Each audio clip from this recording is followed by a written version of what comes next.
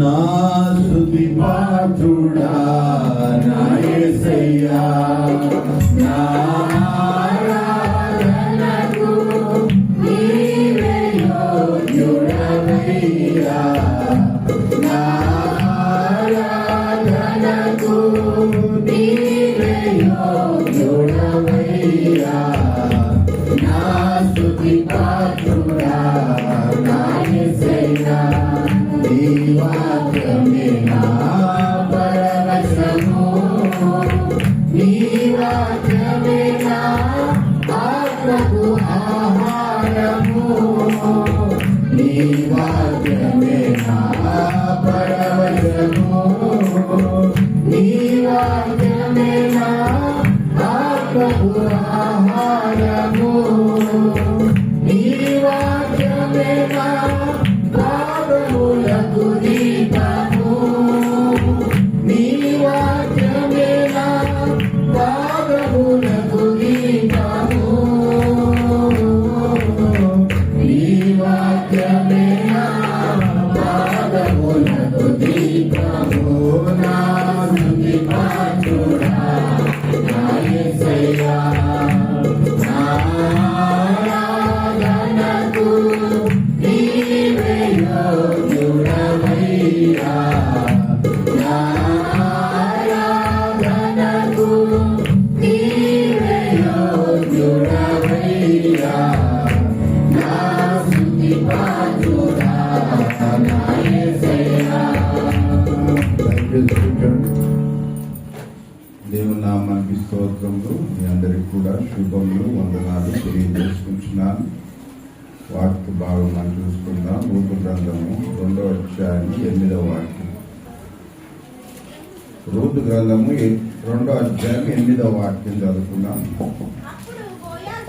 అప్పుడు బోయాజు రూతుతో, నా కుమారి నా మాట వినుము, వేరొక పొలంలో ఏరుకొనుటకు పోవద్దు, దీనిని విడిచిపోవద్దు, నిలకడగా ఉండుము, ఇచ్చట నా పనికట్టల యొద్ద నిలకడగా ఉండుము. దేవుడి మాటలు దీవించునుగా.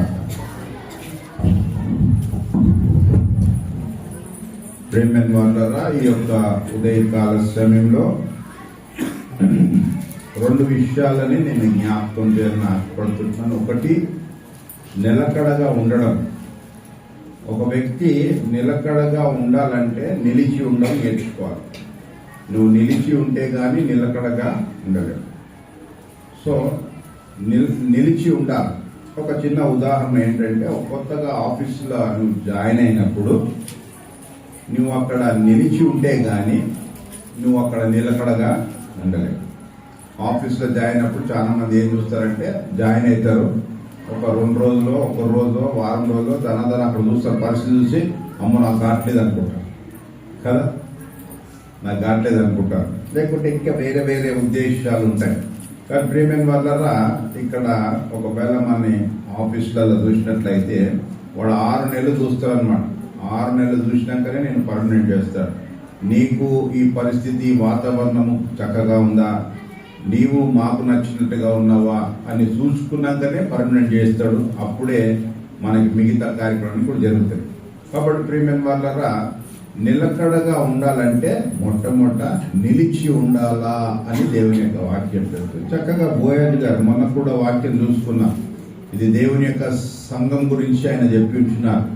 నిలకడగా ఉండాలి దేవుని యొక్క మందిరంలో అని చక్కగా చెప్పి ఉంటున్నారు. అయితే బోయాజు అంటాడు అనమాట, చక్కగా ఎవరితో అంటే రూతుతో అంటాడు. అప్పుడు బోయాజు రూతుతో, నా కుమారి నా మాట వినుము, నా మాట వినుము. అర్థమైందా? ఎవరైనా చెప్తే మాట వినాలా కదా. కొన్నిసార్లు ఏం చెప్తుంది, ఆయనకేం తెలుసులే అన్నట్టు. మాట వినడము చాలా శ్రేష్టం.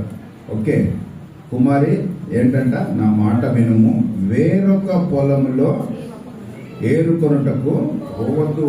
Don't go here and there, అక్కడిక్కడ వెళ్ళకు, వేరొక పొలంలో ఏరుకొనుటకు వెళ్ళకు, దీనిని విడిచి పోవద్దు. అర్థమైందా? ఏదైనా నీవు ఇన్స్టెంట్గా ధనధన తొందరపాటు నిర్ణయాలు తీసుకోవద్దు అని అన్నమాట. ఓకే, విడిచిపోవద్దు, ఇచ్చటనే నా పనికర్తలతో నిలకడగా ఉండుము అని చెప్తుంటాడు. కాబట్టి ప్రేమ వాళ్ళరా, నిలకడగా ఉండాలి. అప్పుడే మనకు తెలుస్తుంది ఏదైనా ఫేస్లో ఏదైనా పనుల ఎందో అయినా కానీ కొన్ని రోజులు ఉంటే నీకు అంతా కూడా తెలుస్తుంది అక్కడ వాతావరణం ఏంటి సంగతి ఎట్లా చేయాలా అనేసి అన్ని కూడా చెప్తాయి. కాబట్టి నిలకడగా ఉండాలి. నిలకడగా ఉండాలంటే నిలిచి ఉండడం నేర్చుకోవాలా. ఓకే, కాబట్టి అది నిలకడగా ఉండడం, నిలిచి ఉండాలనేసి యేసుక్రీస్తు ప్రభువు మరి చక్కగా మరి యోహాను సువార్తలో చెప్తుంటాడు ఒక మాట. నిలిచి ఉండండి. నేను ఈ రోజున నిలిచి ఉంటే కానీ నిలకడగా ఉండలేం కాబట్టి నిలిచి ఉందాం. మొదట ఫస్ట్గా మనము నిలిచి ఉంటే కానీ నిలకడగా ఉండలేము. యేసుక్రీస్తు ప్రభు వారు చక్కగా మరి ఆయన యోహాను సువార్తలో రాస్తూ ఆయన మాట్లాడుతున్న మాటలు యోహాను సువార్తలో చక్కగా రాయబడినాయి. యోహాను సువార్త 15వ అధ్యాయము 4వ వాక్యం చదువుకుందాం. నాయందు నిలిచి ఉండుడి అదనమాట. సో మొట్టమొదటి ఏంటంట, నిలకడగా ఉండాలంటే, నువ్వు దేవుని యొక్క ఆశీర్వాదాలు పొందాలంటే, దేవుళ్ళో నిలకడగా ఉండాలంటే మొట్టమొదట నువ్వు నేర్చుకోవాల్సింది ఏంటంటే దేవుని యందు నిలబడి ఉండటం. అర్థమైందా? ఇష్టానుసారంగా జీవించడం కాదు. ఒకరోజు వాక్యం చదివి తర్వాత మానేయడము, ఒకరోజు ప్రార్థన చేసి మానేయడం, ఒకరోజు మందిరానికి వచ్చి మానేయడం ఇష్టానుసారం కాదు. అర్థమైందా?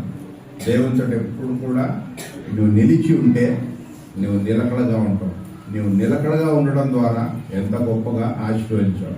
అక్కడ రూత్ అయితే మనకు తెలుసు కదా, ఎక్కడైతే పరిగి ఏర్కొనికి వచ్చిందో ఆ యొక్క పొలానికే అధికారం. కాబట్టి దేవుని యొక్క బ్లెస్సింగ్స్ చాలా వండర్ఫుల్గా ఉంటాయి. కాబట్టి మనం నిలిచుడం నేర్చుకోవాలి. యేసుప్రభు చెప్తుంటాడు ఈ మాటలు. ఏమంటున్నాడు? నాయందు నిలిచియుండుడి అని చెప్తున్నాడు. అంతే కదా, నాయందు నిలిచియుండుడి. అప్పుడు నేనేం చేస్తా అంటే మీ యందు నేను కూడా నిలిచి ఉంటాను. నువ్వు దేవుని యందు నిలిచి ఉంటే దేవుడు నీ యందు నిలిచి ఉంటాడు. నువ్వు దేవుని యందు నిలిచి ఉండకుండా నువ్వు వేరే విషయాల్లో నిలిచి ఉంటే, ఒకవేళ డబ్బు సంబంధం కానీ లోక సంబంధం కానీ ఇంకా వేరే విధంగా నిలిచి ఉంటే దేవుడు నీలో నిలిచి ఉంటాడు. సో దేవునికి మనకున్న అగ్రిమెంట్ ఏంటంటే, మీరు నా యందు ఉన్నట్లయితే నేను మీ యందు నిలిచి ఉంటాను. నా యందు నిలిచి ఉండండి, నేను మీ యందు నిలిచి ఉంటాననేసి చెప్తున్నట్టుగా చూస్తున్నా.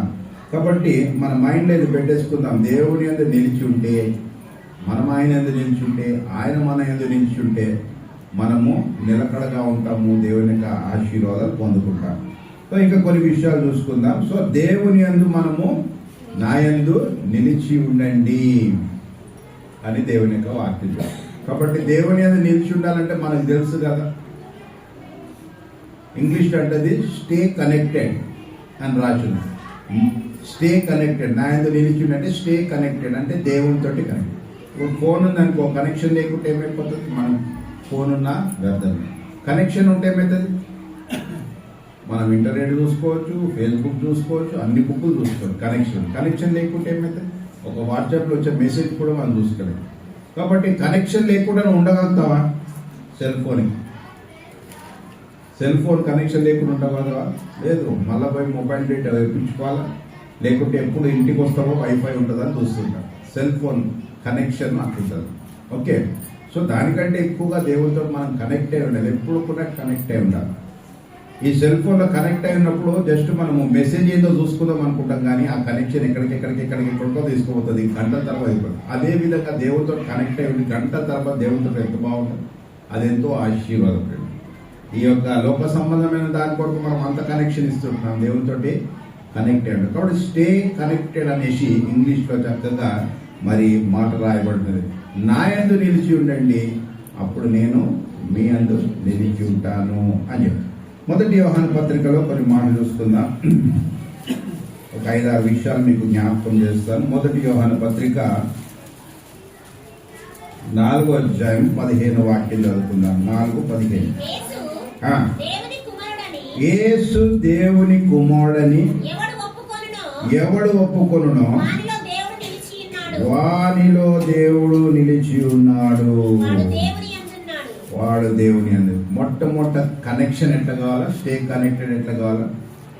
దేవునిలో దేవుని మనలో దేవుడు ఉన్నాడన్న కానీ ఇక్కడ అంటాడు కదా, యేసు దేవుని కుమారుడని ఎవడు ఒప్పుకొనునో వానిలో దేవుడు నిలుచును అని చెప్తుంటా. ఎవరిలో దేవుడు నిలుస్తాడు?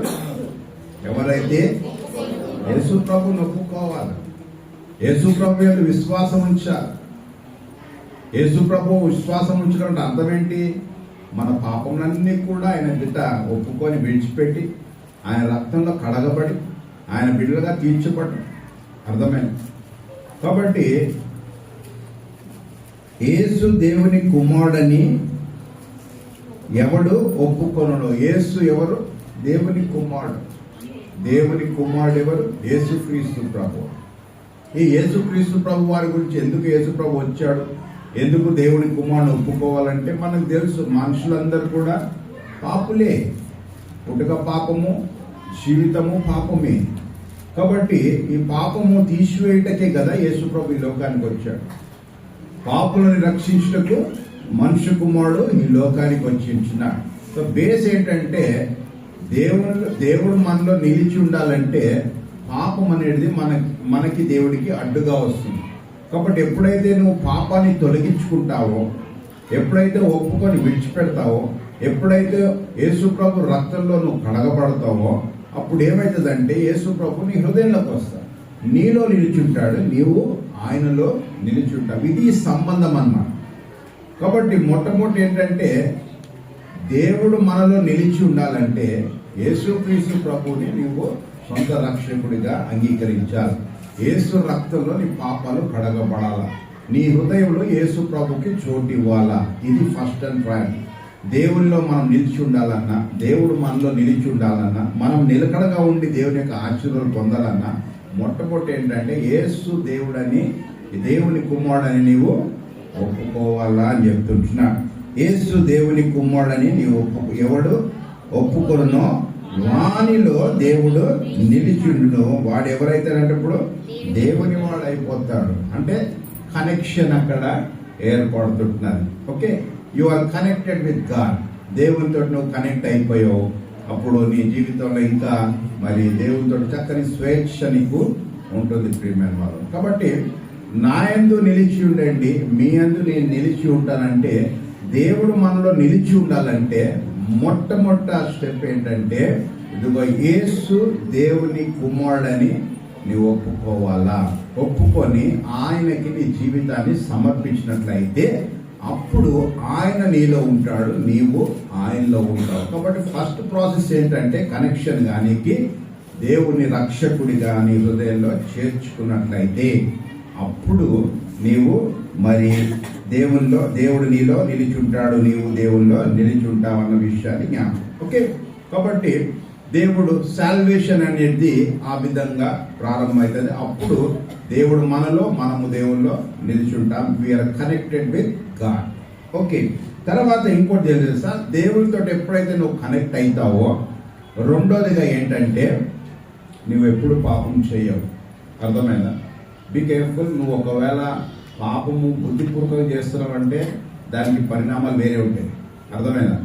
ఎవరైతే నిజంగా యేసు ప్రభు యందు విశ్వాసం నుంచి పాపక్షమాపణ పొంది యేసు ప్రభుని హృదయంలో చేర్చుకుంటారో వారు పాపము చేయరు. ఎందుకంటే దేవుడు వాళ్ళలో నిల్చుంటాడు, వాళ్ళు దేవుళ్ళలో నిల్చుంటారు. గుర్తుపెట్టుకో, నువ్వు ఎంత సీనియర్ విశ్వాస అయినా నీ జీవితంలో పాపం లేదు. నువ్వు అనుకుంటావు కదా, నేనేమంతా వ్యభిచారం చేస్తలేను, అంత తాగుతలేను, అంత లంచాలు తీసుకుంటాను, అంత చిన్న పాపం చాలు. నేను నోరెప్పి ఒక చెడ్డ మాట అంటే చాలు, అదే నీ జీవితంలో పాపం. నువ్వు ఇతరులు చూసి కోపపడితే చాలు, అదే నీకు పాపం. అర్థమైందా? చిన్న నువ్వు ఇతరులు చూసి ప్రేమించకపోతే, వాళ్ళ మీద కనికరం పడకుంటే, ఇవన్నీ కూడా పాపమే. అర్థమైనా? మనకు తెలిసిపోతుంది దేవుని మన హృదయంలో దేవుడు ఉన్నాడంటే నీకు పాపం ఏందో ఆటోమేటిక్గా పరిశుద్ధాత్మ దేవుడే బయలుపరుస్తాడు. అందుకే పరిశుద్ధాత్మ దేవుడు మనకి ఎందుకు వస్తాడు? పాపం గురించి, నీతి గురించి, తీర్పు గురించి ఒప్పింపజేయటకే. ఎప్పుడైతే నువ్వు పాపం ఒప్పుకొని మారు మనసు పొంది బాప్టిజం తీసుకుంటావో పరిశుద్ధాత్మ నీలోకి వస్తాడు. వచ్చినప్పుడు ఆయన నేను ఎప్పుడు కూడా ఇది తప్పు, ఇది పాపము చెప్పుతుంటాడు, హెచ్చరిస్తుంటాడు. అర్థమైందా? రక్షించబడిన బిడ్డల్లో దేవుని ఆత్మ ఉంటే ఈ హెచ్చరిక వస్తూ ఉంటుంది నీకు. అర్థమైందా? ఈ హెచ్చరిక ఎప్పుడు నీకు రాలేదనుకో, నువ్వు వాత వేయబడిన మనస్సాక్షి అయిపోయింది, అంటే టోటల్ గా నిండుగా మునిగిపోయిన పాపం లేక నీకు ఏస్తోయలేదు. అర్థమైందా? నీ యొక్క ఆత్మీయ నేతలు మూసుకుపోయినట్టు. నీకు ఇంకా చెల నుండి ఏంది, ఎందుకంటే ఒక్క చెడ్డమాట చట్టమని ఎవరి మీద కోపంతో అనేసాం అనుకో, నీ గుండెలో ఆయాసం పడుతుంది. అరే నేను అనకొనది అనేసినాను. కొన్నిసార్లు తప్పు చేసినా కూడా పర్వాలేదే అనుకుంటాం కదా, అయినా కానీ నీ హృదయం చాలా ఆయాసం ఉండదు. గుర్తుపెట్టుకోండి, ఇది ఒక విశ్వాసి యొక్క అనుభవం ప్రియమైన. కాబట్టి ఇలాంటి అనుభవం నీలో ఇంకా ఉంటుందంటే ఇంకా దేవుని ఆత్మ నీలో ఉంటున్నది. కాబట్టి అందుకే అంటాడు కదా, ఆత్మని ఆర్పకండి అని చెప్తాడు. ఆరిపోయింది అనుకో, ఇక నీకు స్పృహ ఉండదు. నువ్వు ఇష్టానుసారంగా ఏం పడతా చేస్తుంటావు, ధైర్యంగా భయం లేకుండా. కాబట్టి ప్రియమైన వాళ్ళ చాలా జాగ్రత్త. కాబట్టి నీకు చెప్పేది ఏంటంటే, ఎవరిలో దేవుడు నిలిచుంటాడో, దేవుడు మనము ఎవరిలో దేవుడు నిలిచుంటాడో దేవునిలో మనం ఉంటామో నిలిచుంటామో, ఇది వారంట పాపం చేయాలి. చూడండి అక్కడనే 3వ అధ్యాయం, మొదటి యోహాను పత్రిక 3వ అధ్యాయం 6వ వాక్యం చదవండి. ఆయన యందు నిలిచి ఉండు వాడు ఎవడును పాపము చేయుడు.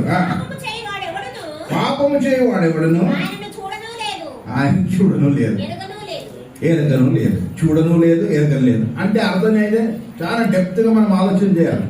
నువ్వు పాపము చేస్తున్నావంటే, నువ్వు రక్షించబడినానని చెప్పుకుంటూ పాపం చేస్తున్నావంటే నిన్ను నువ్వు మోసపుచ్చుకుంటున్నావు. ఆయనను చూడను లేదు, ఆయనను ఎరగను లేదంట. అర్థమైందా?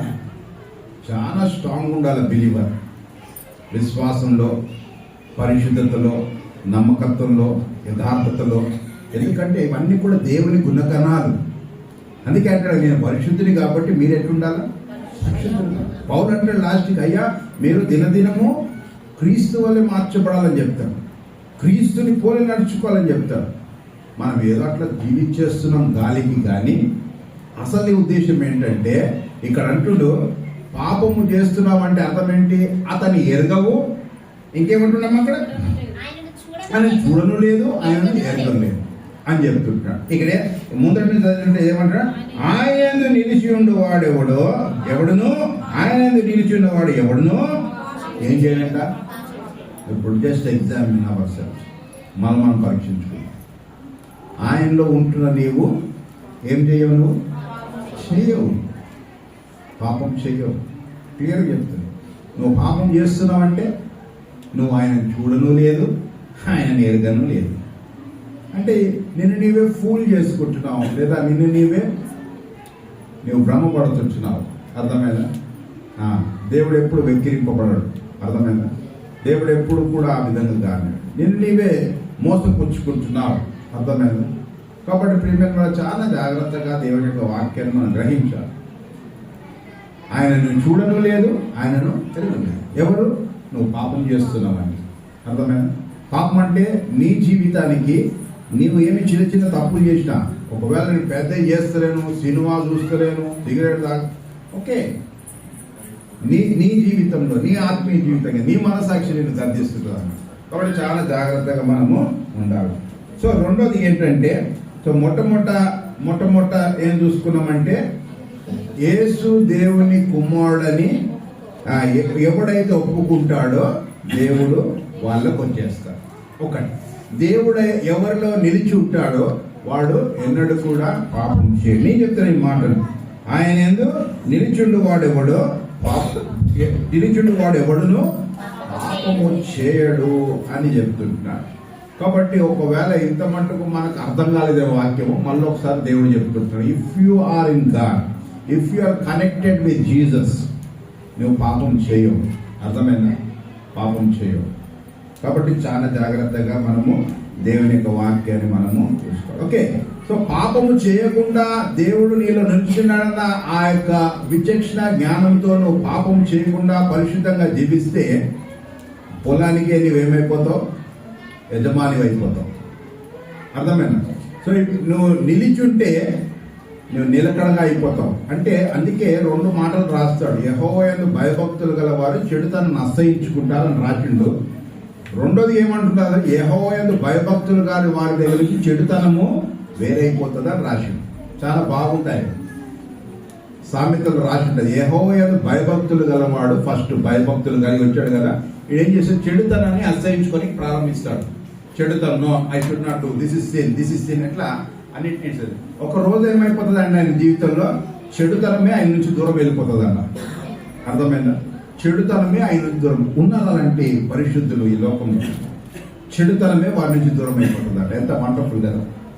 కాబట్టి ప్రియమైన వాళ్ళరా, so if you are connected with God, పాపం అనేది నీలో ఉండదు, పాపం నువ్వు చేయవు. ఇప్పుడు నీ ఆన్ అండ్ ఆఫ్ నీ కనెక్షన్ అవుతుంది అనుకో. ఆన్ అండ్ ఆఫ్ కనెక్షన్ ఎప్పుడైతుంది, కనెక్షన్ ఉన్నది కానీ ఆన్ అండ్ ఆఫ్ ఎప్పుడైతుంది, నువ్వు ఎప్పుడో కింద రిమోట్ ఏరియాలోకి వెళ్ళిపోయినావు అనుకో, ఏమైపోతుంది, కనెక్షన్ కట్ అయింది. చీకట్లోకి వెళ్ళిపోయినావు అనుకో, కనెక్షన్ కట్ అయింది. లోయర్లోకి వెళ్ళిపోయిన కనెక్షన్ కట్ అయింది. కాబట్టి స్టే కనెక్టెడ్ విత్ గాడ్. దేవునితోటి కనెక్ట్ అయినంత సేపు, అది ప్రార్థనలో, వాక్యంలో, సహవాసంలో, విశ్వాసంలో కనెక్ట్ అయినంత చోటు నీ కనెక్షన్ చక్కగా ఉంటుంది. ఎప్పుడైతే కనెక్షన్ పోతుందో అప్పుడు ఏమైపోతుంది ప్రియమైన వాళ్ళ. కాబట్టి ఎప్పుడు కూడా కనెక్టెడ్ గా ఉండాలి. ఓకే, ఎప్పుడైతే నువ్వు రక్షించబడించినావో, యేసు దేవుని కుమారుడు అని దేవుడు నీలోకి వచ్చాడు, నీలోకి వచ్చిన నీవు పాపము చేయొద్దు అని దేవుని యొక్క వాక్యం మనకి తెలియదు. ఒకవేళ నువ్వు పాపం చేసినట్లయితే నీవు దేవుణ్ణి చూడలేదు, దేవుణ్ణి ఎరగలేదు అన్నట్టుగా కూడా దేవుని యొక్క మాటలు మనకి తెలియజేస్తున్నట్టుగా చూస్తుంటున్నా. తర్వాత చూసినట్లయితే ఇంకా కొన్ని విషయాలు ఉంటాయి. సో 1, 2, మూడోదిగా చూసినట్లయితే మరి ఎవరైతే కనెక్టెడ్ ఉంటారో మళ్ళీ యోహాను సువార్త 15వ అధ్యాయానికి వచ్చేద్దాం. 6వ వచనం చదువుతాం.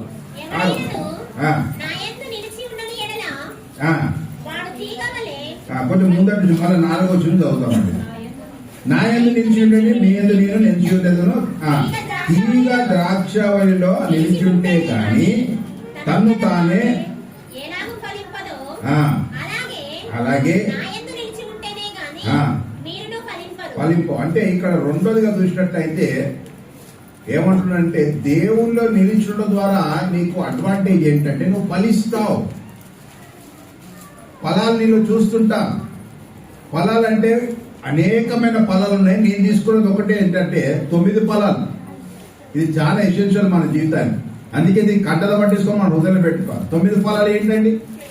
ప్రేమ, సంతోషము, సమాధానము, దీర్ఘశాంతము, దయాళత్వము, మంచితనము, విశ్వాసము, సాత్వికము, ఆశ.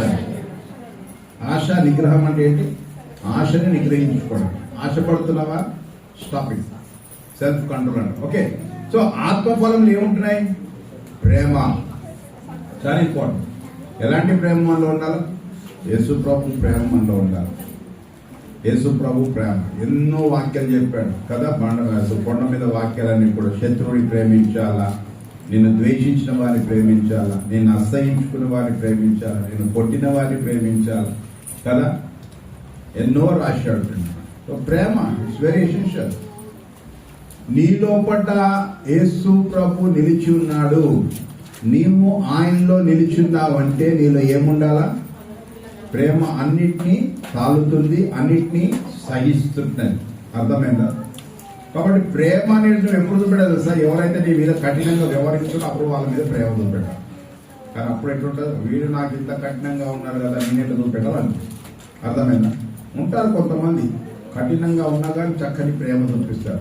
వారు మారుతారేమో కానీ వీరు మారరు. అర్థమైందా? వారి బుద్ధి వేరేగా ఉంటుంది, వీరి బుద్ధి వేరేగా ఉంటుంది. అందుకే దావీదుని సౌలు చంపడానికి ప్రయత్నం చేస్తుంటున్నాడు. అర్థమైందా? అయితే దావీదు 2 సార్లు సౌలు చేతిలో చిక్కాడు కానీ చంపలేదు. ఇక్కడ ఏంటంటే అప్పుడు సౌలు అంటాడు, అయ్యా నాది దుష్ట బుద్ధి, చంపాలనే బుద్ధి, నీదైతే నేను చంపాలనుకుంటా కానీ నువ్వు ఉపకార బుద్ధి చూపిస్తున్నావు నాకని చెప్తాను. ఉపకారం చేసే బుద్ధి చూపిస్తుంటున్నాడు దావీదు. అర్థమైందా? కాబట్టి దావీదు అనుకున్నాడు 2 విషయాలు. ఒకటి, నేను ఎందుకు ఆయన చంపి నేను పాపం చేతి పట్టుకోవాలనుకున్నాడు. ఒకటి, దేవుని చేత అభిషేకించిన వ్యక్తిని నేను ఎందుకు చంపాలి, ఆయన జోలికి నేను ఎందుకు పోవాలన్నట్టుగా దావీదు మైండ్ లో ఉండిపోయాడు. ఏదేమైనప్పటికీ దావీదు సౌలు ఏమంటాడంటే నాది అపకార బుద్ధి అయితే నీదేంటంట ఉపకార బుద్ధి. నేను చంపాలనుకున్నా కానీ ఉపకార బుద్ధి చూపిస్తుంటున్నావు. కాబట్టి ఎందుకు ఈ మాట చెప్తుంటున్నానంటే ఉపకార బుద్ధి ఎవరికి ఉంటుందంటే ఫలాలు ఉన్న వారికి ఉంటుంది. దేవుని యొక్క ఫలాలు మనలో ఉండాలా, ప్రేమ ఉండాలా, ప్రేమ, సంతోషం ఉండాలా, సమాధానం ఉండాలి అందరితో. పౌలు అంటాడు, అందుకే ఏమంటాడు, వీలైతే అందరితోటి నేను సమాధానంగా ఉండటకు ప్రయత్నిస్తున్నానని చెప్తాడు. సమాధానం, ప్రేమ, సంతోషం, సమాధానం, దీర్ఘశాంతం ఉండాలి. ఓపిక కదా, దీర్ఘశాంతం. ఎంతో విసిగిస్తుంటారు కానీ ఓపిక ఉండాలి కదా, ఓపిక ఉండదు. ఓపిక చాలా ఇంపార్టెంట్. ఎక్కడనో కాదు, భార్య ఏదో 10 మాట్లాడుతుంటుంది, నీకు ఓపిక ఉందా? మనం పెట్టుకో. ఎవరో ఒక ఆమె వచ్చి చెయ్యి ప్రార్థన, చెయ్యి ఉప్పిపోయింది. అయ్యో ఏందమ్మా ఇంటికి పోయిందంటే అర్థం చేసుకున్నాను. ఏమర్థం చేసుకున్నాను? చెయ్యి ఉప్పిపోయిందండి, అవేం పని చేయలేదు. ఎందుకు ఉప్పిపోయింది చెయ్యి? ప్రార్థన చేసి అర్థమైపోయింది నాకు, అర్థమైంది. ఇదేదో ఈమెమో నోరు ఆడించుంటుందా, ఏం చెయ్యి ఆడించుంటాడు అంతే కదా. కాబట్టి ఎందుకు చెప్తున్నాడంటే, ఫలాలు ఎవరిలో దేవుడు నిల్చుంటాడో వాళ్ళు ఏముండాలా? ఫలాలు ఉండాలి. ఏం ఫలాలు? ఆత్మ సంబంధమైన ఫలాలు. ప్రేమ, సంతోషము, సమాధానం, దీర్ఘశాంతం ఉండాలా.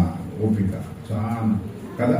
ఇట్లా పట్టుకోవాలి, నర్వ్స్ పట్టుకోవాలి. మా టీచర్ అన్న చిన్నప్పుడు 5th క్లాస్ చదువుతున్నప్పుడు, నీ కోపం వస్తే లెక్క పెట్టి 1 2 3 4 కోపం పోయేదాకా లెక్క పెట్టి ఇటు పిడికలు పట్టుకో గమ్మున, అంతే.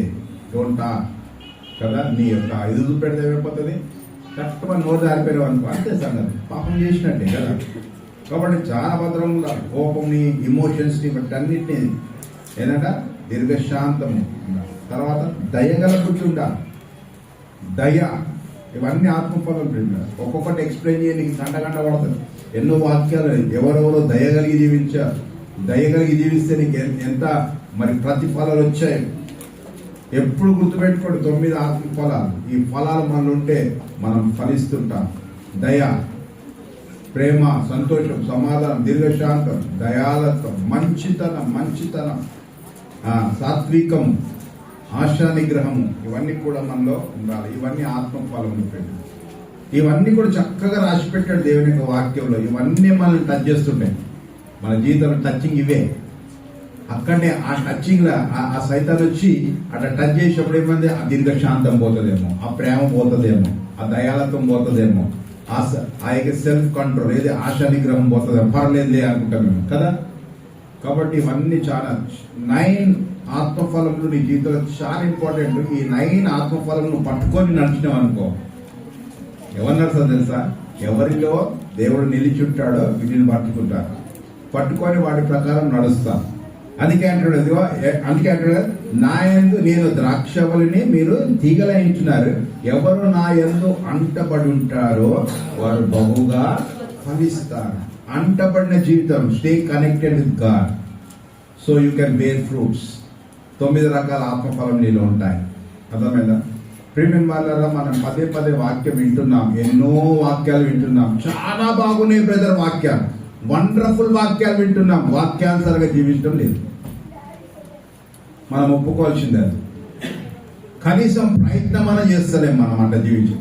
వాక్యం బాగున్నది, వండర్ఫుల్ గా చెప్పి ఎవరి కోసం చెప్పి సెల్ ఫోన్లలో కూడా మస్తు వాక్యాలు పంపిస్తుంటారు అందరు. ఫస్ట్ ఎవరి కోసం? మరి నువ్వు అట్లా జీవిస్తే లేకుండా పంపవు. అర్థమైందా? కాబట్టి ఎన్నో వాక్యాలు వింటున్నాం. వాక్యం ఎంత విస్తారంగా విత్తపడుతుందో అర్థమైందా? కానీ వాక్యానుసారంగా జీవిస్తున్నాం. వాక్యానుసారం. ఒకవేళ మనం లాస్ట్ వీకే తీసుకున్నాం, 3 విధాలైన వాక్యాలు చెప్పాడు వండర్ఫుల్గా. 3 విధాలమైన వాక్యాలు నువ్వు ఎంత మటుకు చేస్తున్నావు కదా. చెయ్యాలి. అది వాక్యం వినడం కాదు, వాక్యాన్ని అవి నోట్బుక్లో రాసుకో, మర్చిపోతావు. నేను ప్రతిరోజు చూసుకోవాలి. అదే అందుకే అంటారు కదా, పౌలు శీలలు చెప్పిన వాక్యం అంట ఆ బెరక సంఘస్థులు, ఆ దశలోని యొక్క సంఘస్థులు అంట ఆసక్తితో విని వాళ్ళు రాసుకొని ఇంటికి పోయి దాన్ని ప్రతిరోజు చూసుకొని పరీక్షించారు అని చెప్తే అర్థం ఏంటి? దాన్ని పరీక్షించుకొని నా జీవితం అట్లా వాక్యానికి ముడిగట్టుందా అని ఆ విధంగా జీవించడానికి ప్రయత్నం చేసి. కాబట్టి మనం వింటాం ఇట్లా చక్కగా, కొన్ని గుర్తుంటాయి, వాటి ప్రకారం జీవించడం అది ఇంపార్టెంట్. అది చాలా కష్టం. కానీ ఒక దేవుని యొక్క వాక్యం అంటుంది కదా, తన ఎడల యథార్థ హృదయం గల వారిని బలపరచుటకు యెహోవా కనుదృష్టి లోకమంతా సంతోషించి. అర్థం ఏంటంటే యథార్థంగా నేను చేయాలనుకుంటే దేవుడు ఏం చేస్తుంటాడంట, సహాయం చేస్తాడు. తన ఎడల యథార్థ హృదయం గల వారిని బలపరుస్తాడంట. I want to leave a life like that ప్రభు. ఆ వాక్యానుసారంగా నేను జీవించాను. అన్ని వాక్యాలు అవసరం లేదండి. మొన్న చెప్పిన 3 వాక్యాలు పోనీ ఇవాళ చెప్తున్న వాక్యం నువ్వు చిన్నంగా విను, ఆయన నిల్చుని ప్రయత్నం చేయి. మిస్ అయిపోతుంటున్నావు, నిలవలేకపోతుంటున్నావు. అది వచ్చిన ప్రాబ్లం. ఎందుకు క్రైస్తవులు వెనుకసారిపోతుంటున్నారు? ఎందుకు విశ్వాసంలో స్థిరంగా ఉండలేకపోతుంటున్నారు? ఎందుకు అడుగుతూనే పొందుకోలేకపోతున్నారంటే జారిపోతుంటున్నారు, ఏదో పెట్టుకుంటున్నారు. వాక్యాన్ని పక్క పెట్టి, ఎంత చక్కని వాక్యం! దీనిని నమ్మినట్లయితే, దీన్ని విశ్వసించినట్లయితే, దీని ప్రకారము జాగ్రత్తగా నడుచుకున్నట్లయితే తప్పకుండా దేవుడు, నువ్వు భయపడినవసరం, నిశ్చితంగా జీవిస్తావు. అర్థమైనా? దేనికి భయపడినవసరం, నిశ్చితంగా జీవిస్తావు. ఒక్కడికి ముందు పెట్టుకో లైఫ్లో. లోకంలోకి వచ్చే లోకం నుంచి వెళ్ళిపోతాం ఎప్పుడొకప్పుడు. ఈ ఉన్నన్ని రోజుల్లో దేవుడు చెప్తుంటున్నాడు కదా, నా మీద నిలిచిండు, నీ మీద నిలిచిస్తాను. తీగ ద్రాక్ష వలనంటే అది ఏ విధంగా ఫలిస్తుందో నువ్వు నా మీద నిలిచి ఉంటే ఫలిస్తావు. తర్వాత మాట రాస్తాడు, నీవు నాకు వేరుగా ఉండి ఏమైతామంట, ఏమరాసింది అక్కడ, వేరుగా ఉండి మీరేమీ ఎంత క్లియర్ రాస్తుంది. దేవునికి వేరుగా ఉండి ఏం చేయలేవు. దేవునికి వేరుగా ఉండి లోకాశలను ఒకవేళ అనుభవించాలంటే ఏం చేయలేవు. దేవునికి వేరుగా ఉండి శరీరాశలను చేస్తున్నావు అంటే ఏమి చేయలేవు. దేవునికి వేరుగా ఉండి ఏ పని చేసినా వేస్ట్. అదే అంటున్నారు, నాతో ఉండాలి, in touch with me, connect with me, be connected with me. అర్థమైందా? నా యందు మీరు, మీ అందు నేను నిలిచి ఉంటే బహుగా ఫలిస్తారు. మీరు నాకు వేరుగా ఉండి మీరు ఏమీ చేయలేరు. Nothing you can do. అంటే అర్థం ఏంటి? వేరుగా ఉండి చేయడం అంటే ఏంటి? నువ్వు వేరేగా నువ్వు వేరే ప్రయత్నాలు చేయడం వేస్ట్. చాలా మంది వేరే ప్రయత్నాలు చేసేస్తుంటారు. నీకేమన్నా ప్రాబ్లం వచ్చినా, కష్టం వచ్చినా, నష్టం వచ్చినా, దుఃఖం వచ్చినా, ఇబ్బందులు వచ్చినా మోకరించి ప్రార్థన చేయి. అదే దావీదు చేస్తుంటున్నాడు. వాళ్ళ భార్యలని, పిల్లల్ని ఎత్తుకుపోయిన శత్రువులు వచ్చి ఎత్తుకుపోయినప్పుడు ఏం చేస్తుంటున్నాడు? ఏడవనికి శక్తి లేనంత గట్టిగా ఏడుస్తుంటున్నాడు.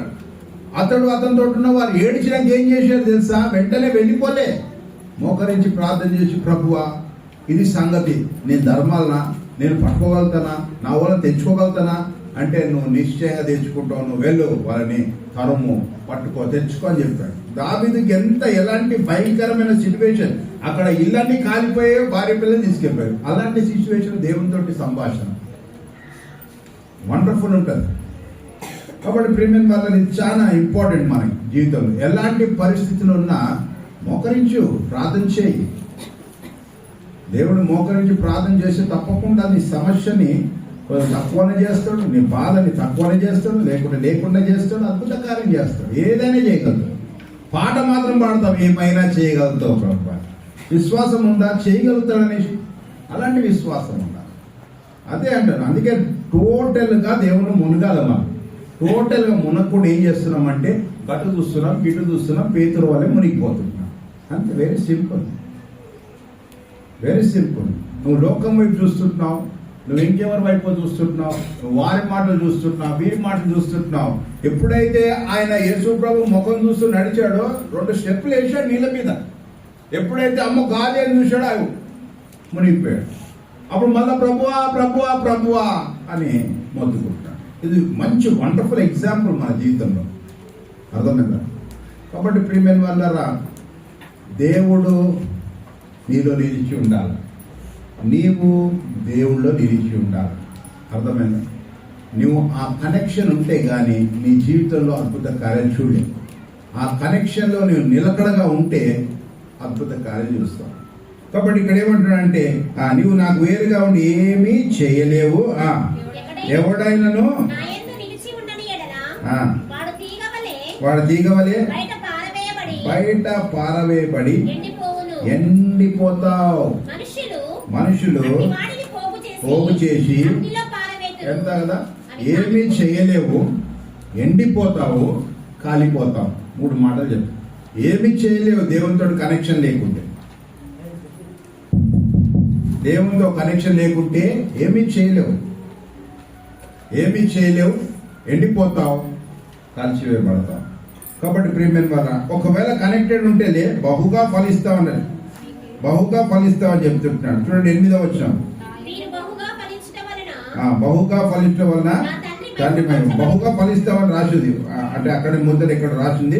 అప్పుడు ఏమంటే తండ్రి మహిమ పరచబడతాడు. ప్రియమైన వారు, కాబట్టి దేవుడు మనలో నిలిచుంటే మనము ఫలిస్తామంటే ఆత్మఫలం ఇట్లా కొట్టొచ్చినట్టు మనలో చూడగలుగుతాం కదా. కొంతమంది ఉంటారు బిలీవర్స్, మనం చూస్తే వాళ్ళని చూడంగానే గుర్తుపడే సంభవం. బ్రదర్ చాలా దేవుని అని భయభక్తులు కానీ చక్కగా విశ్వాసి అని గుర్తుపడతాం. కొంతమంది చూడంగానే కదా. అందుకే 3 రకాలు ఉంటారు మనుషులు. వీడు ఎట్లాంటి వాడు అంటే వండర్ఫుల్ పర్సన్ అంట, వీడు వాడంత భయంకరుడు. వీడు ఎట్లాంటి వాడు, వీడు అటు ఇటు ఉంటాడండి కదా. దేవుడికి అటు ఇటు వద్దు, ఉంటే ఇటానుండు, లేకుంటే అంటాను, లేకుంటే ఊచేస్తానని చెప్పాడు. అర్థమైనా? మనం ఎటు ఉండాలా? దేవుల్లో ఉండాలి. దేవుడు ఎక్కడ ఉంటాడు? మనలో ఉంటాడు. అప్పుడు మనం ఏంటి? బహుగా ఫలిస్తాం. Okay, right. సో 3 విషయాలు చెప్పాను. ఒకటి ఏంటంటే దేవుడు నీలో నిలిచి ఉండాలంటే యేసు దేవుని కుమారుడని నీవు నమ్మాలా. దేవుడు ఒకవేళ నీలో నిలిచి ఉంటే నీవు పాపము చేయవు. ఒకవేళ నువ్వు పాపం చేస్తున్నావంటే 2 మాటలు చెప్తాడు అక్కడ. ఏం చెప్తాడు? ఆయనను చూడను లేదు, ఆయనను ఎరగవు అంటాడు. ఎంత భయంకరంగా. కాబట్టి మోసపోదు. 3వదిగా చూసినట్టయితే దేవుడు మనలో నిలిచి ఉంటే మనము బహుగా ఫలించడం ద్వారా తండ్రి మహిమపడతాడు. ఫలాలు ఏంటంటే ఆత్మ ఫలాలే పెట్టుకుందాం. మస్తున్నాయి దేవుని వాక్యంలో. ఆత్మ ఫలాలు మెయిన్గా చూపెట్టే ఈ ఆత్మ ఫలాలు మనిషికి చక్కగా సూట్ అవుతాయి. ఇవన్నీ కూడా నీ జీవితంలో ఎప్పుడు ఉండాలా. ఇవి చేస్తూ ఉన్నప్పుడు ఏం తెలుసా? తండ్రి సంతోషపడతాడు, తండ్రి మహిమపరచబడతాడు కదా. ఎన్నోసార్లు వినుంటాం, కానీ చెయ్యాలనక. ఆ విధంగా చేసినప్పుడు you should please your God, దేవుని మహింపరచాలి. అందుకే రోమిలకు రాసిన పత్రికలు అంటాడు కదా, ఆయనకి ఇవ్వవలసిన ఘనత ఆయనకి ఇవ్వలేదు, ఆయనకి ఇవ్వవలసిన మహిమ ఆయనకు ఇవ్వనందుకు వాళ్ళు ఎంతో భయంకరంగా పరిస్థితి అయిపోయారు. ఇప్పుడు మనం ఈయనను కూడా చూస్తాం. ఎవరు? ఏ రోజు దేవునికి ఇవ్వాల్సిన మహిమ ఇవ్వనందుకు భయంకరమైన సావు చనిపోయాడు. కాబట్టి ప్రియమైన వాళ్ళ, నువ్వు దేవుని మహింపరచాలంటే నీలో ఫలాలు కనిపించాలి, కొట్టొచ్చినట్టుగా. అర్థమైనా? తర్వాత ఇంకో చోట అంటాడు కదా, కీర్తన 70 అక్కడ అంటాడు కదా, ఆయన రక్షణని ప్రేమించు వారు నా దేవుడు నిత్యము మహిమపరచబడును గాక అని రాస్తాడు. కాబట్టి దేవుడు ఎప్పుడు నిత్యము మనం మహింపరచేవారుగా ఉండాలి. ఎప్పుడు మన ఆత్మ ఫలాలు ఇట్లా కనపడుతూ ఉండాలి ప్రియమైన. కాబట్టి ఫలించడం ద్వారా మరి ఫలాలు మనలో ఉంటాయి. దేవుడు మనలో నిల్చున్నప్పుడు అని చెప్తారు. తర్వాత చూసినట్టయితే 1 యోహాను పత్రిక 2వ అధ్యాయం, దేవుడు మనలో నిలిచుంటే ఏం జరుగుతుంది అన్న విషయాలు చెప్తున్నాను ప్రియమైన బండారా. 2వ అధ్యాయము 1 యోహాను 2వ అధ్యాయం 6వ వాక్యం చదువుకుందాం.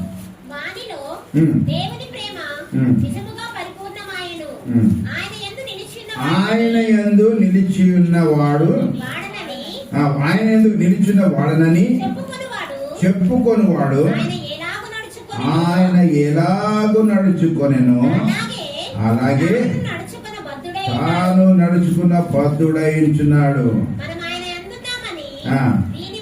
దీని వల్ల తెలుసుకుంటాం ఎట్టుండాలంట. 3వదిగా క్లియర్ చెప్తుంటాడు అక్కడ, ఆయన వలె నడుచుకున్న బద్ధులమైంచున్నాం. అంటే యూనిట్ వాక్ లైక్ జీసస్. దేవుని వలె నడుచుకోవాలి. నీ అనుదినం ఎట్లా నడుచుకుంటున్నాను? ఎట్లా నడుచు? హౌ ఆర్ యూ వాకింగ్ కదా. యేసుక్రీస్తు ప్రభు వారు ఈ లోకంలో మానవుడిగా వచ్చి తండ్రితో తండ్రితో ఆ యొక్క బాంధత్వం, ఆ రిలేషన్షిప్ పెట్టుకున్నప్పుడు యేసు ప్రభు ఈ లోకంలో మనకి మాదిరి ఎందుకు పెట్టింది తెలుసా? ఓలింద మన పెందల కాడనే వెళ్ళిపోయి ఏకాంతంగా ప్రార్థన చేశాడు. సాయంత్రం కాగానే అందరిని విడిచిపెట్టి ఏకాంతంగా ప్రార్థన చేశాడు. రాత్రి అంతా కూడా తండ్రితో గడిపాడు. అట్లాంటివి అంటే యేసు ప్రభు ఎట నడుచుకున్నాడు? చక్కని ప్రార్థనా జీవితం. సైతాన్ వచ్చి శోధించినప్పుడు యేసు ప్రభు నోట నుంచి ఏమొచ్చినాయి? అయ్యా నువ్వు ఈ రాళ్ళని రొట్టెలుగా చేసుకొని తిను, ఆకలి అవుతుంది కదా అన్నాడు. అప్పుడు మనుషులు రొట్టె వల్లే కాదు దేవుని నోట నుంచి వచ్చి ప్రతి మాట. సైతాన్ మళ్ళీ వాక్యం తీసుకొచ్చినప్పుడు కూడా నువ్వు ఇక్కడ నుంచి దుంకు అని చెప్పినప్పుడు కూడా యేసు ప్రభు వాక్యంతో మాట. అంటే యేసు ప్రభులో ఒకటి ఏమున్నాయి?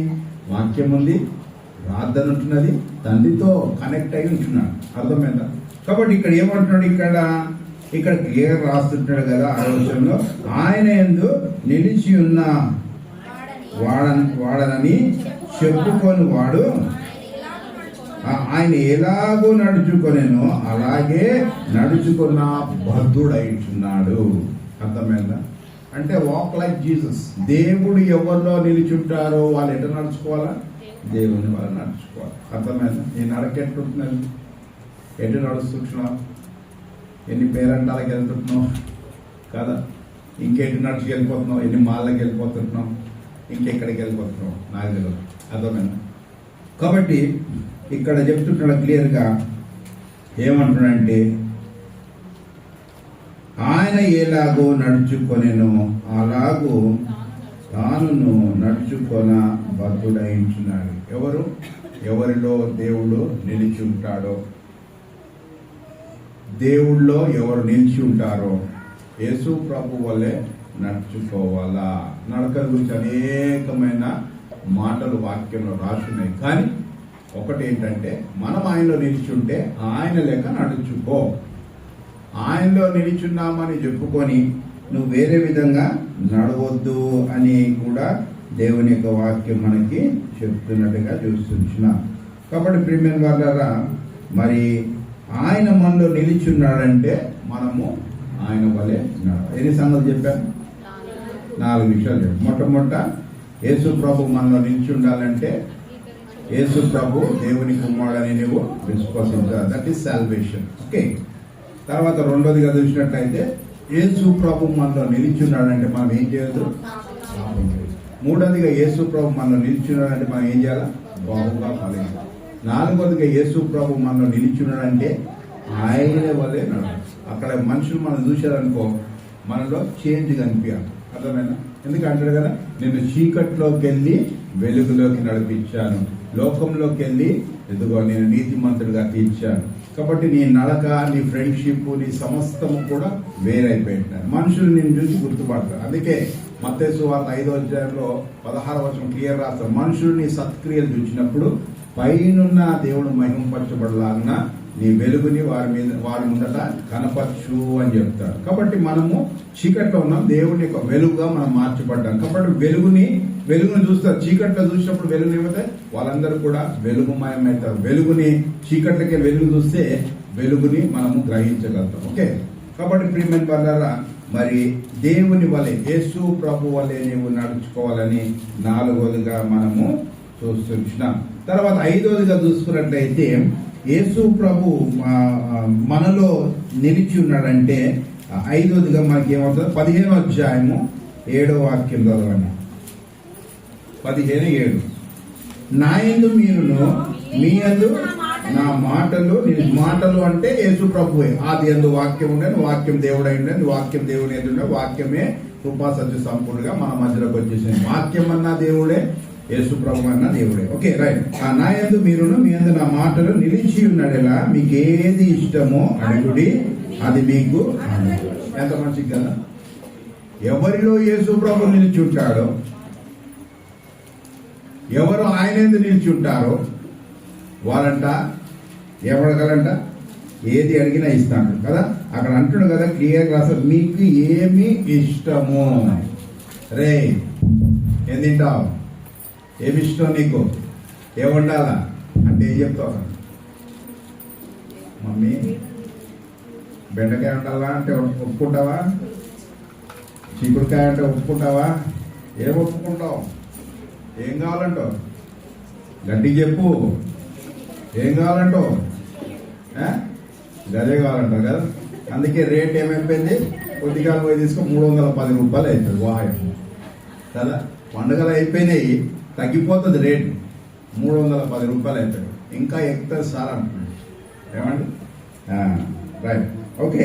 సో ఇక్కడ ఏమంటున్నాడంటే మీకు ఏది ఇష్టమో, ఎవరిలో దేవుడు నిలిచి ఉంటాడో, దేవుల్లో ఎవరు నిలిచి ఉంటారో, ఎంత గొప్ప ఆపర్చునిటీ కదా. నీకేమి ఇష్టము, ఏమి ఇష్టపడుతుంటున్నావు, ఏం ఆశిస్తుంటున్నావు, దేవుడు అది ఇస్తా అంటున్నాడు. అర్థమైనా? కానీ అక్కడ ఏంటి condition? God should stay in you. You should stay connected with God. If you are connected with God, అర్థమైందా? నీకు ఏది ఇష్టం అడుగు, దేవుడు ఇస్తా అని చెప్తాడు. దేవుడిని అడిగితే ఇస్తా అన్నాక నువ్వు కష్టపడవలసిన అవసరం ఏమొచ్చింది? కొంతమంది కష్టపడతారు, ప్రయాసపడతారు ఏదైనా సంపాదించి. అంత ప్రయాసం అవసరం లేదు, దేవుడిని అడుగుతూ ఇస్తాడు. అక్కడ ప్రాముఖ్యమైన విషయం ఏంటంటే దేవుడు నీలో ఉంటే. And if you are connected with God, నీకు ఏది ఇష్టం అడుగు, ఏం కోరుకుంటున్నావు అడుగు, నీ కోరికలన్నీ తీరుస్తాడు, నీ హృదయ వాంఛలన్నీ కూడా తీరుస్తానని చెప్పాడు దేవుడు. ఎంత మంచిగా రాసి పెట్టాడు. ఆ కీర్తనకారుడు మరి దావీదు గారు రాశారంటే కరెక్ట్ గా రాశాడు ఆయన. అర్థమైనా? అలాంటి దేవుడు హీ హాజ్ ఎక్స్పీరియన్స్డ్ అది ఆయన అనుభవించాడు కాబట్టి రాస్తుంటున్నాడు. అనుభవపూర్వకంగా రాశాడు కీర్తన. హృదయ వాంఛలు తీరుస్తాడు, నీ కోరికలన్నీ కూడా సిద్ధింపజేసి వాటన్నిటిని తీరుస్తానని చెప్పాడు. ఇక్కడ అంటుడు కదా, నేను నీలో నిల్చుంటే, నీవు నాలో నిల్చుంటే నీకు ఏది ఇష్టమో అడుగు. ఈ మాటను ఏదో మనం ఇట్లా లైట్గా తీసేసుకుంటాం కానీ కదా. ఇష్టమైన దేవుడు ఇయ్యడా? నేను అడిగాను ఇష్టమైన ప్రభువా నాకు ఇవ్వండి, ఇచ్చాడు దేవుడు. ఏది అడిగితే అది ఇచ్చాడు దేవుడు. ఏది చేయమంటే చేశాడు. నీకుందా అలాంటి అనుభవం? నీకుందా అలాంటి అనుభవం నీకు ఉండాలంటే స్టే కనెక్టెడ్ విత్ గాడ్.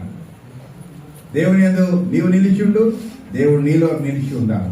నీ ఆశ్రమత కాదు దేవునితో కదా, ఏదో వచ్చేసిపోవడం ఇచ్చేసిపోవడం. దేవుడికి మంచిగా నువ్వు జీవించినట్టయితే, ఆయన కోరుకున్నట్టు జీవించినట్టయితే, ఆయన నడిచిన విధానంగా నువ్వు నడిచినట్టయితే, పాపం చేయకుండా నువ్వు నడిచినట్టయితే, యేసు ప్రభుని హృదయంలో పెట్టుకొని నడిచినట్లయితే, ఫలాలు కనిపించేలాగా నువ్వు నడిచినట్లయితే, నీకేది ఇష్టం అడుగు, నేను ఇస్తాను ఆయన. ఇయ్యలేదా? ఎంతో మందిని చూస్తాం, ఎన్నో క్యారెక్టర్స్ చూస్తాం బైబిల్లో, ఎంతో వ్యక్తులను చూస్తుంటాం. అడిగినప్పుడు ఇచ్చాడు దేవుడు. ఎవరు అడిగినా ఇచ్చాడు. చాలా గట్టిగా ప్రార్థన చేయాలి. అక్కడ విషయం మీరు ప్రార్థన చేస్తలేరు. ఇక్కడ నుంచి లేచి వెళ్ళిపోవాలి ఆయన, అట్లా ప్రార్థన చేయాలి మేము. లేదా వచ్చి మందిరంలో ఉండాలి. రెండే విషయాలు నేను చేసే ప్రార్థన. నువ్వు తీసి ఇక్కడ నుంచి తీసుకెళ్ళిపో ప్రభు, లేదా ఇక్కడ వచ్చి ఉండాలి. అర్థమైందా? ధైర్యం చూడు. మనం ఏం చేస్తలేమని అనుకున్నామంటే 2 నిమిషాలు కాదు. కానీ మనం ఎవరి మీద విడిచిపెట్టాం? దేవుడి మీద విడిచిపెట్టాం. అర్థమైందా? యుద్ధము యెహోవాది, నేను మీ పక్షంగా పోరాడి మీకు వ్యాజ్యం చేస్తాను, న్యాయం చేకూరుస్తాను ఆగమని చెప్పాడు. Wait is a time. ఆగాలి, అన్నిటికీ తొందరపడదు కదా. అబ్రహాం 25 సంవత్సరాలు ఆగాడు, మరి మనమేంది? ఆగాల్సిందే. దావీదు ఎన్నో సంవత్సరాలు ఆగాడు. ఎప్పుడో 15 సంవత్సరాలకి రాజుగా అడిగా, 30 సంవత్సరాలు అప్పుడు సింహాసనం ఎక్కాడు. యోసేపు ఎన్నో కష్టాలు పడుకుంటా, కష్టాలు పడకుండా 13 సంవత్సరాలు అందులో పోయి ఇందులో దూకి, ఆ గుంటలో పడి ఈ గుంటలో పడి ఆఖరికి ఏమైపోయాడు? అయ్యాడు. ఆఖరికి పై చేయి మనదే. నిన్న తలగా వస్తాను. ఓపిక, ది పేషెన్స్ కదా. ఫ్రస్ట్రేషన్ అవుతుంటుంది అప్పుడు, ఓపిక. అందుకే పౌలు అంటాడు, అయ్యా ఇంత విస్తారమైన పరిచర్య నువ్వు నాకు ఇచ్చావు, కానీ నాలో ఒక ముళ్ళు ఉంటున్నది. ముమ్మారు ప్రార్థన చేశాడు, ఇది తీసే ప్రభువా, ఇది తీసే ప్రభువా, ఇది తీసే ప్రభు అంటే దేవుడు ఏమన్నా, నా కృప నీకు చాలు. ఎప్పుడైతే నువ్వు చాలా బాధపడతావో ఆ బాధలో నీకు సంతోషం ఇస్తాను నేను. Don't worry. అర్థమైందా? అట్లా అనమాట మన దేవుడు. కాబట్టి ఇలాంటి అన్ని వాక్యాలు చక్కగా రాసి ఉంటున్నాయి మన కొరకే. మనం ఆ విధంగా వాటన్నింటినీ కూడా పదే చదువుతూ వాటి ప్రకారం జీవించినట్లయితే మనము దేవునితోటి ఆ కనెక్షన్ కలిగి ఆశీర్వదించబడతాం. ఏది ఇష్టమో అది అడుగు. ఎప్పుడు? కండిషన్ ఆయన నీలో నిలిచి ఉండాలి. ఆయన నీలో నిలిచి ఉండాలంటే నీలో పాపం ఉండదు, లోకం ఉండదు, చేయి రాశి ఉండదు, ఏది ఉండదు. అని తీసేసుకో. అర్థమైనా? అని తీసేసుకో. దేవుని చేర్చుకుంటే ఆటోమేటిక్గా నీకు ఏది ఇష్టమో దేవుడు అది నీకు అనుగ్రహిస్తా అని చెప్పించినాడు. చివరిదిగా చూసుకున్నట్లయితే ఇంకేమి ఇస్తానంటే మస్తు విషయాలు ఉంటాయి ఇక్కడ. ఈ యోహాను సువార్త మొదటి యోహాను పత్రికలోనే ఈ యొక్క 5 చాప్టర్స్లలో దేవుని నిలిచడం గురించి చాలా చక్కగా రాసింది. దేవుని ప్రేమ గురించి చక్కగా రాసింది. ఇంకోటి ఏమంటాడంటే అక్కడనే మొదటి యోహాను పత్రిక 2వ అధ్యాయం 28వ వాక్యము ఈ మాటలు మనకి ఏం చేస్తాయంటే పరలోక రాజ్యాన్ని గురించి చెప్తుంటాయి. 28వ అధ్యాయం. కాబట్టి చిన్నపిల్లలారా ఆయన ప్రత్యక్షముకు నప్పుడు ఆయన ప్రత్యక్షం ఎప్పుడైతాడు మనకి? మనం అక్కడ మధ్యాకాశం పోయినప్పుడే, పరలోకం పోయినప్పుడే ఆయన ప్రత్యక్షం ఉన్నప్పుడు, ఆయన రాకడి యందు మనము ఆయన ఎదుట సిగ్గుపడక ధైర్యము కలిగి ఉండినట్లు మీరు ఆయన యందు నిలిచి ఉండుడి.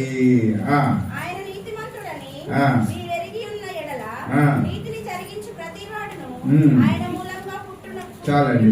ఇక్కడ ఈ మాటలు ఏం చూపిస్తున్నాయంటే, ఎదుగో ఆయన ప్రత్యక్షమైనప్పుడంట మనం ఏంటంటే ధైర్యంగా ఆయనను కలుసుకుంటామంట. ఎవరు? ఆయన ఎవరిలో నిలిచి ఉంటారో వాళ్ళు. అర్థమైందా? ఇది గ్రేట్ ఆపర్చునిటీ. మనకి పరలోక రాజ్యంలో ఆయన ఎదుట మనం ఉంటాం. ఎవరిలో దేవుడు నిల్చుంటాడో, ఎవరు దేవుళ్ళో నిల్చుంటారో, ఇక లాస్ట్కి ఏంటంటే ఈ లోకం విడిచిపెట్టేటప్పుడు మనకు ఒక దేశం అక్కడ ఉంటున్నది, మనకు రాజ్యం అక్కడ ఉంటున్నది, శాశ్వత రాజ్యంలో మనం ఉంటాం. ఒకవేళ దేవుడు నీలో నిల్చలేదు, నువ్వు లోకంలోనే జీవిస్తుంటున్నావు, పాపంలోనే జీవిస్తుంటున్నావు, నీ ఇష్టానుసారం జీవిస్తున్నావు, నీ రాజ్యం ఎక్కడ ఉంటుంది? సైతాన్ రాజ్యం. ఆ రాజ్యంలో ఏముంటది? ఇక్కడ డ్యాన్స్ చేస్తుంటావు, ఇక్కడ నా ఇష్టం అని జీవిస్తావు. అక్కడ ఏమైపోతుంది? ఏముండదు. ఏడుపు, దుఃఖము, పన్ను గొరుకుట, యుగ యుగంలో యాతన, బాధ, విలపిస్తావు, భయంకరం దాని గురించి ఆలోచిస్తావు. కొన్ని వీడియో క్లిప్పింగ్స్ వస్తాయి యూట్యూబ్లో హెల్ గురించి. హెల్ ఎట్లుంటుంది అది భయంకరంగా ఉంటుంది. అరుపులు అరుపులు అరుపులు. కొంతమంది సైంటిస్టులు అయితే ఈ భూభాగంలో కింద అరుపులు వినిపిస్తున్నాయి అన్న మాటలు కూడా వాళ్ళు రికార్డ్ చేసి పెట్టినట్టు. And it is true. Yes, నరకం ఉంచున్నది. దేవుని యొక్క వాక్యము సత్యము, దీని సారాంశం సత్యము. అందుకే దేవుడు మానవులు ఎంత ప్రేమించాడంటే, మానవుడు నరకానికి వెళ్ళిపోవద్దు. యుగ యుగంలో అగ్నిగుండంలో మండడము మనకి అనాలోచనగా ఉన్నా కానీ దేవుడికి అది ఇష్టం లేదు. నా బిడ్డలు అగ్నిగుండంలో కాలడము ఎంత భయంకరము, దేవుడు ఎంతో దుఃఖిస్తాడు. అర్థమైందా? కాబట్టి ప్రేమ వాళ్ళ be very careful, stay connected with God. ఆయన నీలో నిలిచుంటే నీకు నిశ్చయంగా పరలోక రాజ్యం. ఆయన ఎదుర్కొంటావు నువ్వు ధైర్యంగా. ఎంత సంతోషంగా. అందుకే పౌలు ఆర్భాటంతో, కడబూర శబ్దంతో, మన రెప్పపాట్లో మారి ఇట్లా 2 seconds అక్కడ వెళ్ళిపోతాం, యేసుప్రభుని కలుసుకుంటాం. మత్తయి సువార్త రాస్తారు కదా, అరే అబ్రహాం తోటి యువర్ ఫెలోషిప్ ఇస్, అబ్రహాం ని చూస్తావు, ఇస్సాక్ ని చూస్తావు, యాకోబ్ ని చూస్తావు, దావీదుని చూస్తావు, మోషేని చూస్తావు. నీ ఫెలోషిప్ అంతా ఇక్కడ వస్తా, ఇక్కడ ఇల్లు దేవుడు అక్కడైతే అబ్బో ఏదైతే చదివో వాళ్ళతో ఫెలోషిప్ వండర్ఫుల్ ఉంటుంది. అది విననీకి ఏ విధంగా కానీ ఇట్ ఈస్ ద ట్రూత్. ఇది సత్యము. యేసు ప్రభు నేనే సత్యము, నేనే జీవం, నేనే మార్గం, నేనే సత్యం, జీవం అని చెప్పి. అర్థమైంది? It is the truth. కాబట్టి ప్రియమైన వాళ్ళరా, నువ్వు యేసు ప్రభులో నిలిచి ఉండాలంటే మొట్టమొదట ఇదిగో దేవుని కుమారుడు యేసుక్రీస్తు ప్రభు అని నువ్వు విశ్వసించాలి. ఆ విశ్వాసానికి అంటుకునేది ఏంటంటే, పాపాన్ని విడిచిపెట్టి ఆయన రక్తంలో కడగబడితే అదే విశ్వాసం. ఆయన వచ్చిందే అందుకు కదా, పాపులను రక్షించుకొచ్చాడు. కాబట్టి ప్రియమైన వాళ్ళరా, నువ్వు ఈ విధంగా నిల్చున్నావంటే ఏమైపోతావు? నిలకడగా ఉండిపోతావు. దేవుడు అంటారు నిలకడమైన రాజ్యము. ఇక్కడ ఇది, అక్కడ పరలోకం. నిలకడ ఎప్పటికి కూడా యువర్ కనెక్టెడ్. కాబట్టి ప్రియమైన వాళ్ళరా, మరొకసారి జ్ఞాపకం చేస్తారు, నా యందు నిలిచి ఉండండి, నేను మీ యందు నిలిచి ఉంటాను. నువ్వు నిలిచి ఉంటేనే నువ్వు ఏమైతావు? నిలకడగా ఉంటావు అన్న విషయాన్ని జ్ఞాపకం చేసుకో. ఓకే, నిలిచి ఉంటే ఏం జరుగుతుందంటే, మొట్టమొదట నిలిచి ఉన్నావంటే దానికి అర్థం ఏంటి? ఇదిగో యేసు ప్రభుని నువ్వు సొంత రక్షకుడిగా విశ్వసించాలా. ఓకే, తీర్చుకోవాలా. రెండోదిగా, నువ్వు ఒకవేళ ఆయనలో నిలిచున్నావంటే నువ్వు పాపము చేయొద్దు అని చెప్తుంటున్నాడు. నువ్వు ఆయనలో నిలిచున్నావంటే ఫలాలు ఫలించాలి. నువ్వు ఆయనలో నిలిచున్నావంటే ఆయన మాదిరిగా నడుచుకోవాలి. నువ్వు ఆయన నిలిచున్నావంటే నీకు ఏది ఇష్టం అడుగు, నీ కోరిక తీరుస్తాను. ఓకే, నువ్వు ఆయన నిలిచున్నావంటే నిశ్చయంగా నిత్య జీవము యేసు ప్రభు మనకి దయచేస్తాడు. దేవుడి మాట దీవించిన గాక. కళ్ళుంచి కళ్ళు మూసుకోండి, ప్రార్థన చేసుకుందాం. విన్న వాక్యాన్ని పట్టించి ప్రియమైన వాళ్ళ ఆయనలో నిలిచుంటే ఇదిగో ఈ విధమైన జీవితం మనకు ఉండాలా. ఆయనలో నిలిచున్న మనము ఇదిగో ఒకరోజు నిలకడైన పట్టణానికి మనము వెళ్ళిపోతాము. కాబట్టి నువ్వు ఆయనలో నిలిచున్నావంటే అర్థం ఏంటంటే యేసు ప్రభుని నువ్వు విశ్వసించాలి. నువ్వు ఆయనలో నిలిచున్నావంటే అర్థం ఏంటంటే నీలో పాపం ఉండదు. నువ్వు ఆయనలో నిలిచున్నావంటే నీలో ఫలాలు ఉండాలి. నువ్వు ఆయనలో నిలిచున్నావంటే నువ్వు ఆయన మాదిరిగా నడుచుకోవాలి. నువ్వు ఆయనలో నిలిచినావంటే నువ్వు నీకు ఏది ఇష్టమో ఇస్తా అంటున్నాడు. నువ్వు ఆయనలో నిలిచినావంటే పరలోక రాజ్యము శాశ్వత నివాసము దేవుడు ఇస్తా అంటున్నాడు. ఆయన నీలో ఉంచున్నాడా? నీవు ఆయనలో నిలిచి ఉంటున్నావా? ఈ యొక్క ప్రశ్న నువ్వు వేసుకో. ఈ రోజున నువ్వు ఆయన నిలిచున్నట్లయితే పాపం ఎందుకు చేస్తున్నావు? నువ్వు ఆయన నిలిచున్నా అని చెప్పుకుంటూ ఆయన మాదిరిగా ఎందుకు నడుస్తలేవు? నువ్వు ఆయన నిలిచున్నా అని చెప్తూ నీలో ఫలాలు కనిపిస్తలేవు కదా. నువ్వు ఆయన నిలిచున్నా అని చెప్తున్నావు, నువ్వు అడుగుతుంటావా? పొందుకుంటావా? నువ్వు ఆయన నిలిచుంటావు, మరి ఆ నిరీక్షణ నీకుంటుందా? పరలోక రాజ్యం నిరీక్షణ. కాబట్టి ప్రియమైన వాళ్ళరా, దేవునితో సరి అయిన సంబంధం కలిగి మనం జీవిద్దాం. సరి అయిన కనెక్షన్ కలిగి మనం జీవిద్దాం. ఏదో వస్తున్నాం వెళ్ళిపోతాం కాదు. ఈ లోకంలో మనం యాత్రికులను ప్రయాణికులమైన మన గమ్యస్థానం పరలోక రాజ్యం. నువ్వు పరలోకం చేరాలంటే ఇదిగో దేవుళ్ళు నీలో నిలిచి ఉండాలి, నీవు దేవుళ్ళు నిలిచి ఉండాలి. ఇదే మన యొక్క జీవితం. ఆ విధంగానే మనం జీవించాలా. జీవించినట్లయితేనే దేవుడు మనల్ని ఆశీర్వదిస్తాడు, నిత్య జీవం మనం దయచేస్తాడు. ఇంకా నువ్వు యేసు ప్రభుని సొంత రక్షకుడిగా నువ్వు అంగీకరించకపోతే, యేసు ప్రభు యొక్క విశ్వాసం ఉంచకపోతే, దేవుని యొక్క వాక్యం అంటుంది కదా, ఇదే అనుకూల సమయము, ఇదే మిక్కిలి అనుకూల సమయము, ఇదే రక్షణ దినం. ఈ రోజే నీవు దేవునితో కనెక్ట్ కావాలంటే ఇదిగో ఆయన పరిశుద్ధుడు. ఆయన నీ హృదయంలో రావాలంటే, నీలో నిలిచి ఉండాలంటే నీ పాపం అంతా తీసివేయాలి. నీ పాపము తీసివేసి ఆయన రక్తంలో కడగబడినాక ఆయన నీలోకి వస్తాడు. ఆయన నీలో నిలుస్తాడు, నీవు ఆయనలో నిలుస్తావు. ఇదిగో అప్పుడు నువ్వు ఫలభరితమైన జీవితం జీవిస్తావు, దేవుడితో చక్కగా నడుచుకుంటావు. ఆ తర్వాత స్థిర నివాసము దేవుడు మనకి దయచేస్తాడు. ఇదే మానవుల కొరకు దేవుడు ఏర్పాటు చేసిన ప్రణాళిక. మరి ఈ ప్రణాళికలు మనం నడుచుకుంటున్నామా? విశ్వాసాన్ని చెప్పుకుంటూ దేవుని మాదిరి నడుస్తున్నావా? విశ్వాసాన్ని చెప్పుకుంటూ మరి పాపం చేయకుండా జీవిస్తున్నావా? మనం పరీక్షించుకుందాం, ప్రార్థన చేసుకుందాం. పరిశుద్ధుడా, ప్రేమగల తండ్రి, మీ ఘనమైన నామానికి స్తుతులు స్తోత్రములయ్యా. నీ వాక్యం ద్వారా మమ్మల్ని హెచ్చరించావు, నీకు వందనాలు చేయించుకుంటున్నాం. నిలిచి ఉంటే ప్రభువా మేము నిలకడగా ఉంటాం. కాబట్టి నేను నిలిచి ఉండాలని ప్రభువా, మీరు మాలో నిలిచి ఉండాలని నీ వాక్యం భాగం ద్వారా అనేక విషయాలు మాతో మాట్లాడడం మీకు వందనాలు. విత్తపడిన వాక్యాన్ని మా హృదయంలో నాటండి, నీరు కట్టి ఫలింపచేయండి. మేము వాక్యం విని విడిచిపెట్టే వారం కాకుండా వాక్యానుసారంగా జీవిస్తూ మా ఆత్మీయ జీవితాలను కట్టుకొని నాయన ప్రభువా, ఇదిగో మీరు దయచేసి ఆ యొక్క నిత్యరాజ్యంలో మేము ప్రవేశించలాగున, ధైర్యంతో ప్రవేశించలాగున అలాంటి కృపని మాకు దయచేయడం ప్రార్థన చేస్తున్నారు. ఇంకా ఎవరైనా ప్రభువా నిన్ను సొంత రక్షకుడిగా అంగీకరించకుంటే ఈ రోజే ప్రభువా వారు నిన్ను సొంత రక్షకుడిగా అంగీకరించడం సహాయం చేయండి నాయన. ఈ యొక్క వాక్య భాగాన్ని మంచి నీళ్ళలో పడిన విధంగా 30 60 100 ఫలింప చేయడం ప్రార్థన చేస్తూ ఏసే పెట్టి ప్రార్థన వేడుకుంటున్నాను తండ్రి. ఆమేన్.